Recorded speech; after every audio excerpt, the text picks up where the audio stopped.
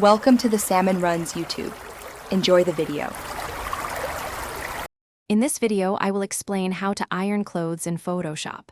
First, always duplicate your background layer. This creates a safe copy, allowing you to work non-destructively. Next, zoom in to about 100% or more to clearly see all the wrinkles. This helps you target imperfections precisely. Finally, locate and select the Spot Healing Brush tool from your Photoshop toolbar. Now let's tackle those wrinkles. For smaller individual creases, simply use the Spot Healing Brush. Adjust its size to be slightly larger than the wrinkle, then paint over it. Photoshop intelligently blends the area. For bigger, more prominent wrinkles, switch to the Patch tool. Draw a selection around the entire wrinkled section, then drag that selection to a clean, smooth area of the fabric. Release and watch the magic happen.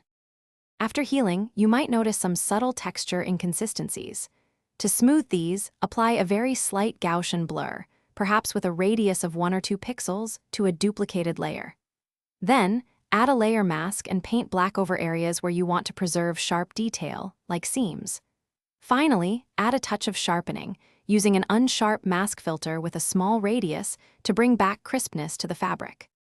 To finalize your image, make any necessary adjustments to brightness and contrast using adjustment layers. This ensures your garment looks vibrant and well-lit.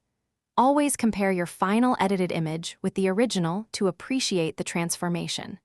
With a little practice, you'll be able to remove wrinkles from clothing in Photoshop quickly and effectively, achieving professional-looking results every time.